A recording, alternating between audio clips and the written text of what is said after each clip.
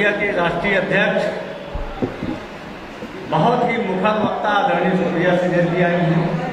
मैं उनका छत्तीसगढ़ कांग्रेस की तरफ से हार्दिक स्वागत करता हूं।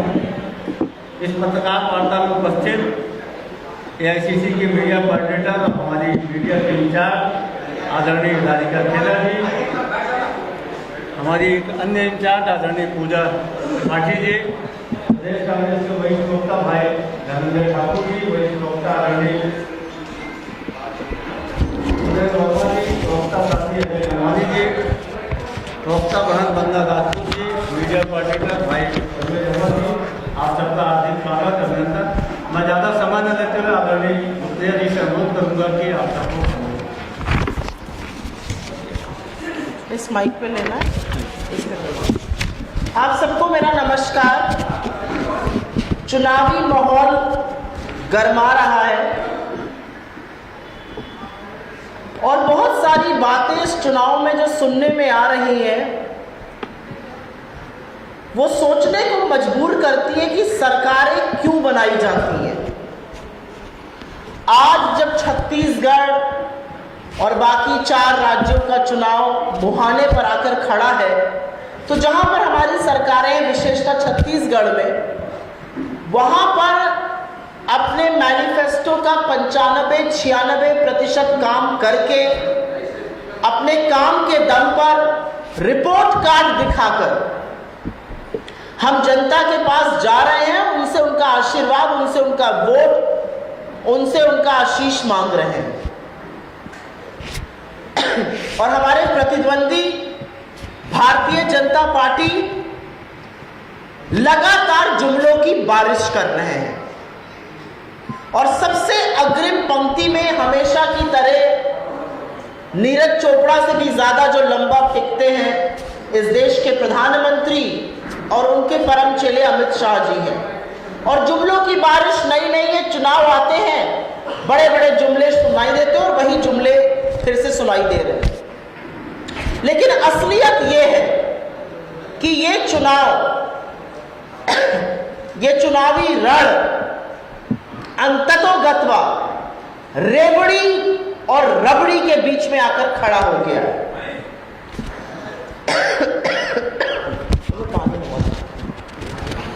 और क्या है ये रेवड़ी और रबड़ी का डिबेट? आप दलितों, शोषितों, वंचितों, आदिवासियों, किसानों, मजदूरों के लिए काम कीजिएगा तो उसको भारतीय जनता पार्टी और प्रधानमंत्री लोग रेवड़ी बुलाते हैं। और हमने बड़ी मेहनत से, बड़ी लगन से जी तोड़ कोशिश की है इन लोगों का भला करने के लिए, इन लोगों के लिए काम करने के लिए। उसको रेवड़ी बुलाया जाता है।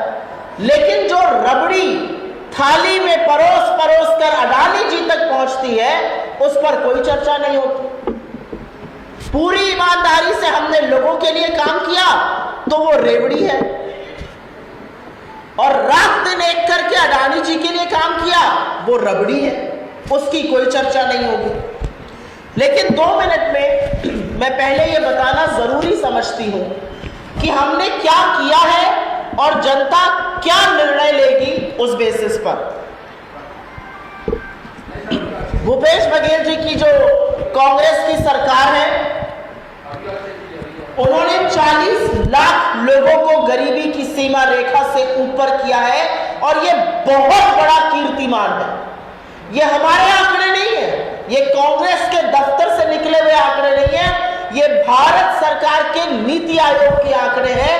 और मुझे लगता है 5 साल की सरकार के बाद जब कांग्रेस चुनाव के मैदान में खड़ी है तो 40 लाख लोगों को गरीबी की सीमा रेखा से बाहर निकाल के खड़ी है। ये अपने आप में एक बहुत बड़ा कीर्तिमान है और गर्व से हमारा सीना चौड़ा करता है। हमने 44 लाख परिवारों को बिजली बिल हाफ का लाभ पहुंचाया और उनके 4000 करोड़ रुपए की बचत कराई। ये बड़ी बात है। 44 लाख परिवारों को हमारे बिजली बिल हाफ की लाभ पहुंचा। हमने 6.5 लाख किसानों को निःशुल्क बिजली दी, 10,000 करोड़ से ऊपर की, 85,000 नौकरियां दी और 5 लाख रोजगार बनाए। आज इस देश के किसी भी राज्य में शायद कोई ये कह सके कि उन्होंने 5 लाख रोजगारों का सृजन किया या 85,000 नियुक्तियां की। 2018 से पहले मात्र 12 लाख किसान धान बेचने के लिए पंजीकरण करते थे, अब वो संख्या 25 लाख पे पहुंच गई। और इसलिए पहुंची क्योंकि उचित दाम मिल रहा है। पूरे देश में अगर सबसे ज्यादा दाम धान की खरीद का मिलता है तो वो छत्तीसगढ़ की सरकार देती है। तमाम कल्याणकारी योजनाओं से हमने करीब 1,75,00,000 करोड़ रुपए जो है वो लोगों के खाते में पहुंचाया। जो स्वामी आत्मानंद स्कूल है वो अपने आप में एक मॉडल बन चुके हैं आज इंग्लिश एजुकेशन का। मेडिकल MBBS की सीटें बढ़ी। हमने आस्था को ध्यान में रखकर कौशल्या माता के मंदिर का पुनर्निर्माण किया। ये श्री राम का ननिहाल कहा जाता है। रामगमन पथ बनवाया। लेकिन इस दौरान भारतीय जनता पार्टी ने क्या किया? हम ये सारी चीजें, ये सारे आंकड़े, ये सारे कीर्तिमान लेके आज जनता के बीच में खड़े और जनता पे हमने छोड़ा है कि हमने ये सब पूरी ईमानदारी से किया। अब फैसला आपको करना और जनता ने पूरी तरह से मन बना लिया। हमारी पिछली बार से भी ज्यादा सीटें आएंगी। लेकिन जब हम ये कर रहे थे तो सामने वाले लोग क्या कर रहे थे? मुद्दा विहीन है छत्तीसगढ़ में। छत्तीसगढ़ में ना भारतीय जनता पार्टी का अस्तित्व है, ना उनके पास मुद्दा है, ना लड़ाई के लिए मुझे उनके अंदर कोई ऊर्जा या उत्साह दिखता है। लेकिन जो बयानबाजी आपको उनके शीर्ष नेतृत्व की सुनाई देती है, उसके पीछे की एक असलियत है कि जब हम ये सब काम छत्तीसगढ़ की देवतुल्य जनता के लिए कर रहे थे तो भारतीय जनता पार्टी का शीर्ष नेतृत्व और केंद्र की मोदी सरकार लगातार सौतेलापन करके हर चीज में रोड़ा अटकाने का काम कर रही थी। मैं छोटा सा आपको एग्जाम्पल बताती हूँ। हमारी सरकार ने फैसला किया कि हम जो है धान की ज्यादा खरीद करेंगे और ज्यादा दाम पर खरीदेंगे।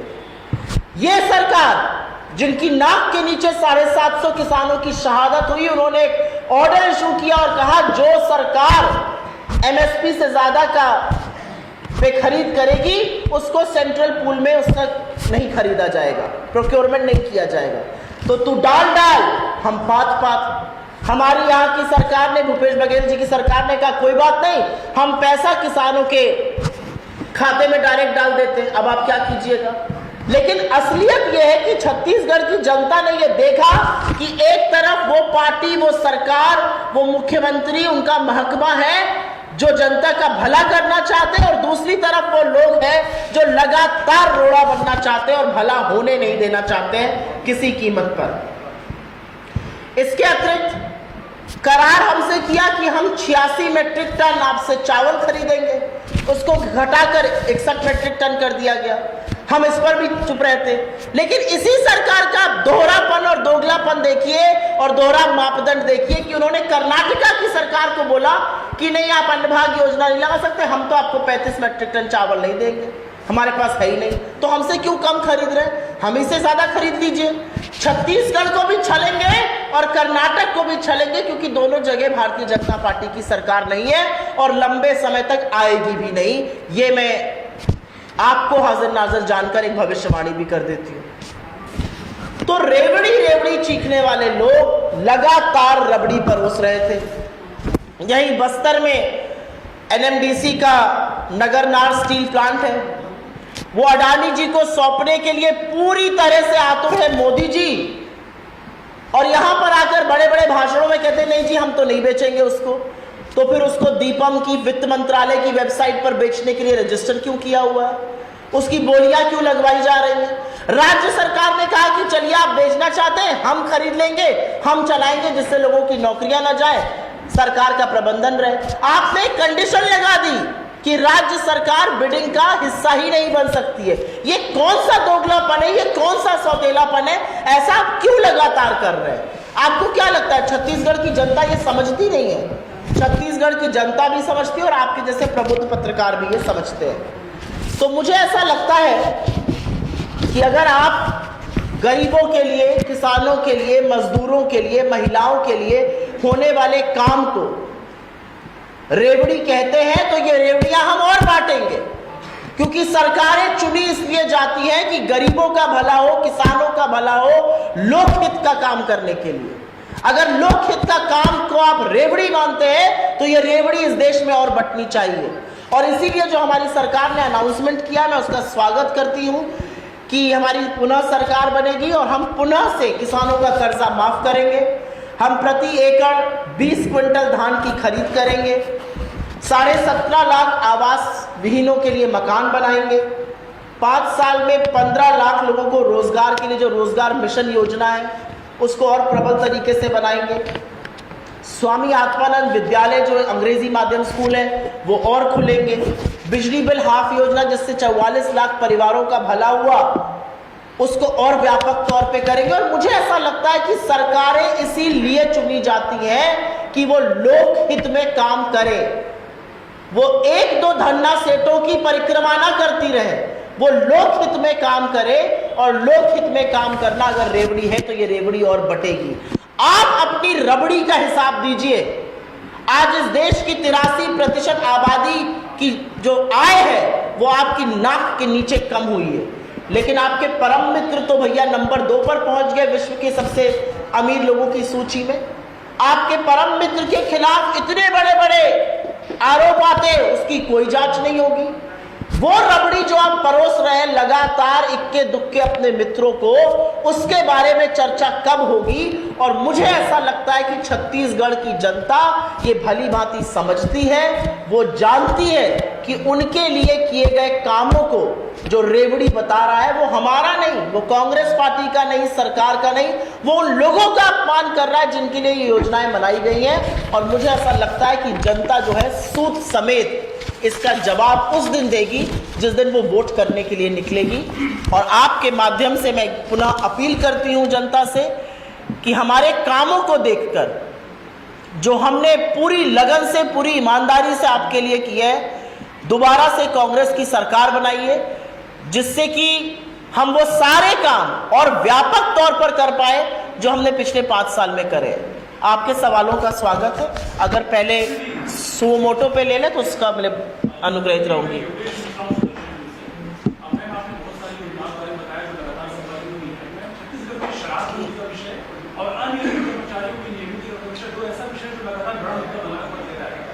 शराबबंदी को लेकर नियमितीकरण में 27% वेतन बढ़ा। शराबबंदी नहीं होने से लगातार आपराधिक मामले लगातार बढ़ते नजर आते हैं। दूसरा अनियमित कर्मचारियों की नियमितीकरण का विषय है। मैं पहले तो शराब पर ही बात कर देती हूँ। मुझे ऐसा लगता है कि कुछ ऐसे मुद्दे होते हैं जिसमें ज़्यादा विचार विमर्श, जिसमें ज़्यादा कंसेंसस, जिसमें ज़्यादा समन्वय बनाना पड़ता है। उनमें से एक विषय ये है, हमारी सरकार का क्या मत है इस पर? जो शराब से आने वाली न्यूसेंस है उससे सारा प्रदेश झेल रहा है, तो हमारा मत है कि वो न्यूसेंस बंद होनी चाहिए। आगे उसका क्या प्रारूप होगा ये मुझे लगता है कि जो चुनी हुई सरकार है उसी को निर्णय लेना पड़ेगा।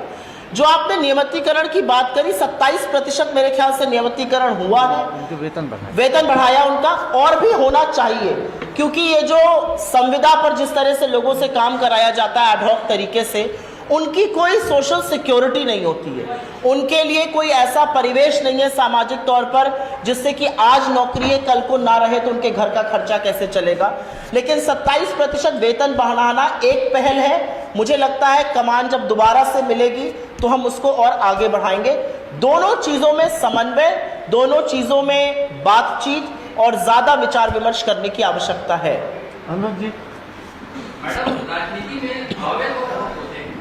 आपने भविष्यवाणी की, एक भविष्यवाणी मोदी जी के लिए करें और दूसरी प्रियंका जी की। मैं भविष्यवाणी नहीं हूं, लेकिन आपने कहा कि मैं करूं, तो मैं एक दावे के साथ बात कह सकती हूं कि कांग्रेस जो कहती है वो करके दिखाती है। कांग्रेस ने चुनाव के पहले कहा था धान की खरीद पर, हमने छत्तीसगढ़ में करके दिखाया। बेरोजगारी भत्ते की बात हमने करके दिखाई। राजस्थान में 500 में सिलेंडर पूरे देश में नहीं मिल रहा, राजस्थान में मिल रहा है। 25 लाख की हेल्थ बीमा योजना चल रही है। कर्नाटक में हमारी सरकार बनी, पहली कैबिनेट में हमने अपनी 5 गारंटियों को पूरा किया, और तब पूरा किया जब केंद्र सरकार रोड़ा बनाती रही। तो कांग्रेस के वादों में और किसी और के जुमलों में यह अंतर है और मैं आशा करती हूं कि आप लोग मेरी इस बात पे से सहमत होंगे।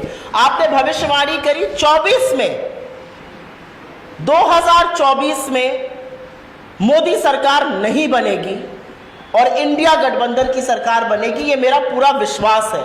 और ये विश्वास मुझे जनता के बीच में रहने से, उनकी बात सुनने से, उनकी विषमताओं को देखने से और सरकार की असंवेदनशीलता से समझ में आता है। एक भविष्यवाणी लेकिन जरूर करती हूं कि छत्तीसगढ़, मध्य प्रदेश, राजस्थान, तेलंगाना में कांग्रेस की सरकारें बनने जा रही हैं। प्रियंका जी मेरी नेता हैं, मुझे नहीं लगता कि मैं एक अदना कार्यकर्ता अपनी नेता के लिए कोई भविष्यवाणी करूं, लेकिन यह जरूर कहूंगी कि आधी आबादी के हक की जो बात प्रियंका जी करती हैं वो इस देश में इस व्यापक तौर पे बहुत कम की गई है। गौरव जी, गौरव इसके बाद हाँ,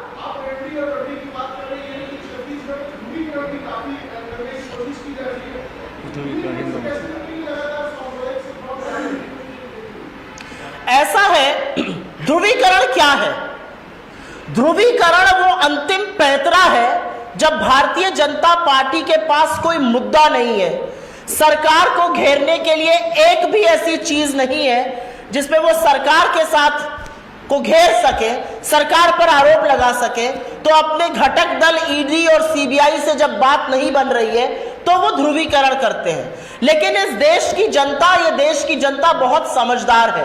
ये देश की जनता समझती है कि मुद्दा बेरोजगारी, महंगाई, आर्थिक असमानता, किसानों का भला, मुद्दा ये है, मुद्दा ध्रुवीकरण नहीं है। और वो ध्रुवीकरण की बात किससे कर रहे हैं? हम तो अपने आप को कहते हैं, मैं तो उत्तर प्रदेश से आती हूं जहां पर श्री राम का अयोध्या है और यहां पर श्री राम का ननिहाल है, और हमें तो आज तक रामगमन पथ के बारे में पता नहीं था, वो हमारी सरकार ने किया। कौशल्या माता के मंदिर का जीर्णोद्धार हमारी सरकार ने किया। और कौन से ध्रुवीकरण की बात करते हैं? किस धर्म की बात करते हैं? जिस हिंदू धर्म को हम मानते हैं उस हिंदू धर्म में नारी को, और अभी नवरात्र खत्म हुए, 9 दिन देवी के स्वरूप की पूजा होती है और हर महिला में देवी का स्वरूप है। आप अपने बगल में यौन उत्पीड़न के आरोपियों को बिठाकर किस धर्म की बात करते हैं? उस धर्म की जिसमें कहा गया यत्र नार्यस्तु पूज्यन्ते रमन्ते तत्र देवता। कल विजयदशमी मनाई, सबने बुराई पर अच्छाई की जय मनाई, असत्य पर सत्य की जय मनाई, अधर्म पर धर्म की जय मनाई। क्या कहता है श्री राम का? क्या संदेश है? दैहिक दैविक भौतिक तापा, राम राज नहीं कहूं व्यापा। हमारी छत्तीसगढ़ की सरकार तो उस आदर्श को मानकर चल रही है। जब हम किसानों का भला कर रहे हैं, जब हम मजदूरों की बात कर रहे हैं, जब हम आवास विहीन लोगों की बात कर रहे हैं, तो हम तो रामायण को चरितार्थ कर रहे हैं। ये क्या कर रहे हैं? इन्होंने क्या किया? ये अडानी जी की परिक्रमा करते रहे, हम गरीब की परिक्रमा करते हैं, और वो श्री राम का संदेश है। She has been waiting. I will take a question. एक उनका ले लेते फिर आपका ले लेते।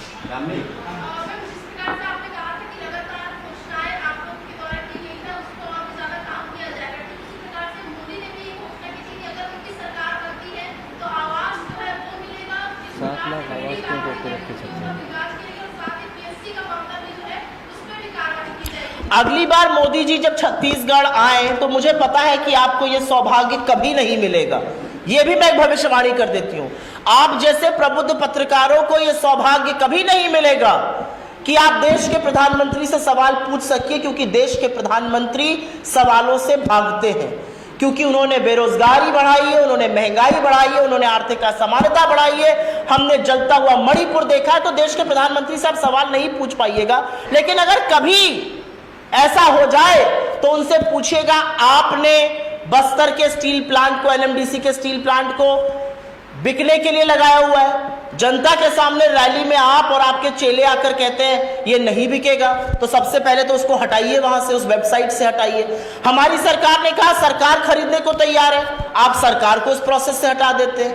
तो आप किसके सगे हैं? 7 लाख आवासों पर कुंडली मारकर आप बैठे हैं और यहां पर आकर अनाउंसमेंट करते हैं हम आवास बनाएंगे। केंद्र में जो प्रधानमंत्री आवास योजना है उसमें 144% कॉस्ट बढ़ गई, लेकिन 3 साल डिले चल रहा है प्रोजेक्ट। क्यों डिले चल रहा है? ये सब सवाल न मोदी जी से पूछे जाते हैं, ना पूछ सकते हैं आप लोग, ना इसका जवाब मिलता है। जवाब में मिलती है जलेबी, पर जलेबी से लोगों का भला नहीं होगा ना।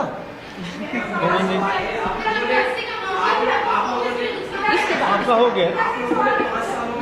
इसके बाद मैं एक सवाल सुनकर फिर आपके पास आऊंगी, 2 मिनट दीजिए, इसके बाद इधर ही आऊंगी जी। 5 सालों में आपकी सरकार ने किसानों के बहुत सारे ऐसे काम किए, तो आपकी कर्ज माफी की फिर से जरूरत क्यों पड़ रही है? क्योंकि मुझे ऐसा लगता है कि देश में कोरोना काल के बाद, मुझे ऐसा लगता है आर्थिक असमानताओं को देखते हुए, मुझे ऐसा लगता है कृषि क्षेत्र में जो परिस्थितियां हैं उसको देखते हुए, अगर किसान के ऋण को माफ करना पड़ेगा तो वो हम करेंगे। और इसलिए करेंगे क्योंकि किसान की ऋण माफी को रेवड़ी बोला जाता है, फाइनेंशियल कल्चर खराब हो रहा है। और जो 12 लाख करोड़ बट्टे खाते में धन्ना सेठों के डाल दिए, उससे किसी का कोई वास्ता नहीं है। जो 10 लाख करोड़ की माफी कर दी, उससे कोई वास्ता नहीं है। 10 साल से सरकार चला रहे हैं, सरकार को चूना लगाकर बड़े बड़े लोग देश छोड़कर भाग गए, कर चोरी करके आपका और हमारा पैसा लेकर। उस पर कोई विवाद नहीं होगा, उस पर कोई चर्चा नहीं होगी। तो जरूरत इसलिए है क्योंकि परिस्थितियां ऐसी हैं कि वो होना चाहिए। कॉर्पोरेट टैक्स कट होगा, इनकम टैक्स आप में से किसी का कट हुआ है क्या 9 सालों में? नहीं हुआ है। तो कुछ चीजें देश काल परिस्थिति देख के की जाती हैं और हमें ऐसा लगता है कि किसानों का कर्जा माफी से भला होगा और वो भला हम करेंगे। जी अब आप बताइए, आप मुझसे 4 सवाल पूछिए।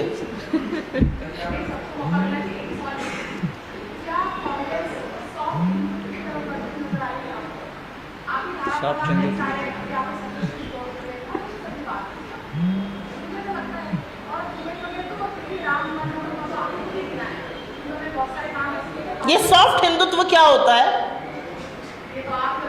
हम नहीं बताएंगे, हम आपसे पूछ रहे हैं क्या है सॉफ्ट हिंदुत्व। इस धर्म पर, जो हिंदू धर्म है वो किसी की बपौती नहीं है। हिंदू धर्म था और हिंदू धर्म रहेगा। और जो धर्म के स्वयंभू ठेकेदार आज की तारीख में घूम रहे हैं, वो सबसे पहले धर्म के अनुयायियों का ही बुराई करते हैं, सबसे पहले उनके हक का हनन करते हैं। ये वही लोग हैं जो 18% जीएसटी उस गंगा जल पर लगा रहे थे जो हिंदू धर्म के 16 कर्मकांडों में गर्भधारण से मृत्यु तक इस्तेमाल किया जाता है। हमारे अध्यक्ष ने और हम सब लोगों ने शोर मचाया, सरकार को कटघरे में खड़ा किया, तो इनको 18% टैक्स विड्रॉ करना पड़ा। ये सॉफ्ट हिंदुत्व है? बिल्कुल नहीं। ये इस देश के साथ गलत हो रहा था, हिंदू धर्म के साथ गलत हो रहा था, हिंदू धर्म के अनुयायियों के साथ गलत हो रहा था, इस देश की जनता के साथ गलत हो रहा था। ये जब जब गलत करेंगे तो हमें अपने सामने खड़ा पाएंगे। मैं तो बिल्कुल हिंदू धर्म की अनुयायी हूं, इसमें क्या बुराई है कहना। पर सॉफ्ट हिंदुत्व क्या होता है? धर्म पर किसी की बपौती है क्या? मैं ये जानना चाहती हूं। कृष्ण करे तो लीला और हम करें तो पाप, ये नहीं हो सकता है। दोहरे मापदंड धर्म पर नहीं हो सकते।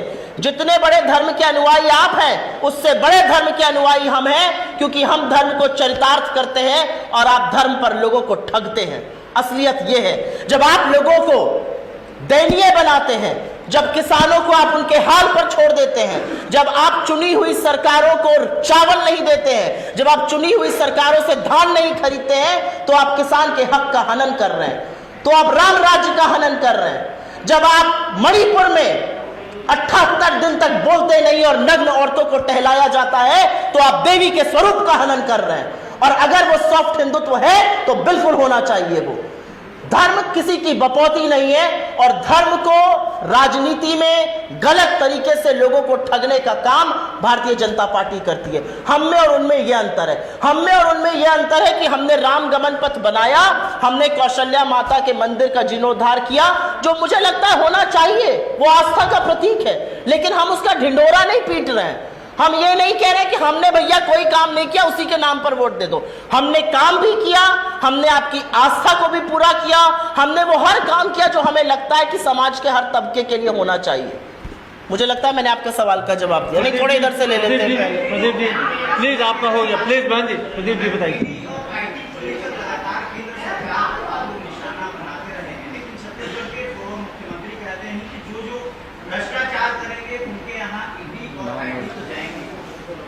ईडी और आईटी और सीबीआई क्या है आज की तारीख में? ये एजेंसी नहीं है। ईडी, सीबीआई, इनकम टैक्स पहले भाजपा के फ्रंटल थे, अब घटक दल है, जो भी कह लीजिए। बिना इनके चुनावी रण में नहीं उतर सकते हैं मोदी जी।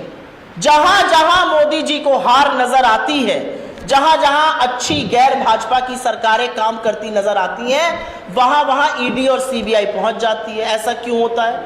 ईडी के केसेस में 4 बढ़ोतरी हुई 2014 के बाद और 95% केसेस जो हैं वो विपक्ष के खिलाफ है। हेमंत बिस्व शर्मा के केस में कब हियरिंग हुई थी? नारायण राणे के केस में कब हियरिंग हुई थी? येदियुरप्पा के केस में कब हियरिंग हुई थी? बेल्लारी के रेड्डी बंधुओं में कब हियरिंग हुई थी? शुभेंदु अधिकारी कब ईडी से बुलाए गए थे? तो आपकी जो वॉशिंग मशीन है उसमें ऐसा सर्फ है, ऐसा गंगा जल है जिसमें गोता लगाओ, भाजपा का हाथ थामो, सारे आपके दाग धब्बे धुल जाएंगे। तो ईडी, सीबीआई, इनकम टैक्स का जो गलत उपयोग हो रहा है, जिस तरह से उनको घटक दल बनाया जा रहा है, ये भी जनता देख रही है। जनता देख रही है कि कैसे लोकतंत्र पर प्रहार आप इन घटक दलों के साथ मिलकर कर रहे हैं।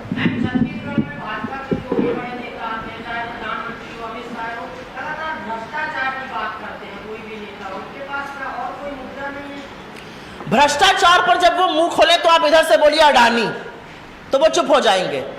अडानी पर 5 विश्व के देशों में, 5 देशों में जांच चल रही है, सिवाय उस देश के जहां पर अडानी है, सिवाय उस देश के जहां पर हमारी सेबी है, सिवाय उस देश के जहां पर डीआरआई है। हमारी संस्थाएं कहती जी हम तो कागज ही नहीं ढूंढ पा रहे हैं, वहां पत्रकार कागज ढूंढ ढूंढ कर उनके ऊपर आरोप लगा रहे हैं। तो जब वो भ्रष्टाचार कहें तो यहां से अडानी कहिए तो चुप हो जाएंगे। क्या है भ्रष्टाचार? आपके पास जब कोई मुद्दा नहीं रह गया तो आप अनर्गल मुद्दे बना रहे हैं। अरे आप हमारी सरकार के काम पर सवाल पूछिए ना। आपने कहा भाजपा के बड़े नेता जब आते हैं, प्रधानमंत्री जी, भाजपा के यहाँ के नेता कहाँ हैं, ये भी पता करिए। एक सवाल है जी सर, पूछिए। बहुत सारे वो स्टार्टअप की है। हाँ, आपने बहुत सारे वो स्टार्टअप की है। आपने विधायक है बृहस्पति सिंह जी, उन्होंने भविष्यवाणी की है कि टीएस सिंहदेव जी डिप्टी सीएम है, वो छत्तीसगढ़ के एक नाथ शिंदे बन सकते हैं। आप लोग क्या बन सकते हैं? एकनाथ शिंदे। देखिए ऐसा है, इस तरह की बातों पर टिप्पणी करके मैं उसको वो स्टैचर भी नहीं दूंगी जो वो जानना देना चाहते हैं। मुझे लगता है ये अनर्गल अनर्थक बयान है और इस पर मैं बिल्कुल टिप्पणी नहीं करूंगी। और कोई सवाल? जी बताइए।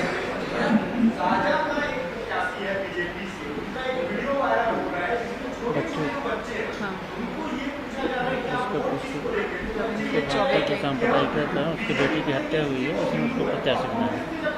किसको नाम प्रत्याशी? उसका प्रत्याशी जो बेटा है हिंदू मुसलमान लगा। बच्चे कैसे बोल रहे हैं?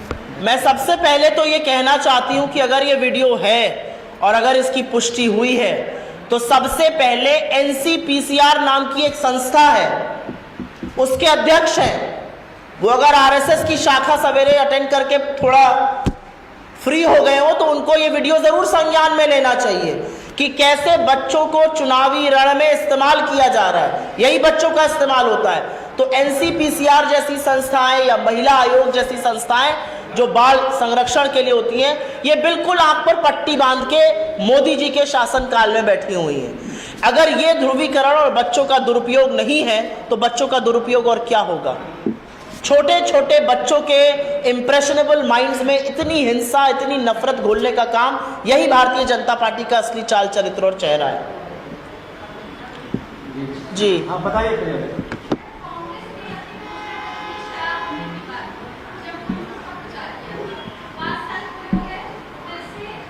जवाब तो दीजिए।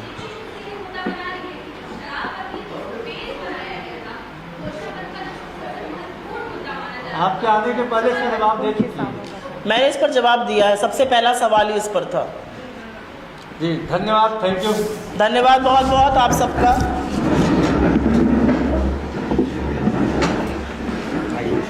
वो कुछ कह रहे हैं।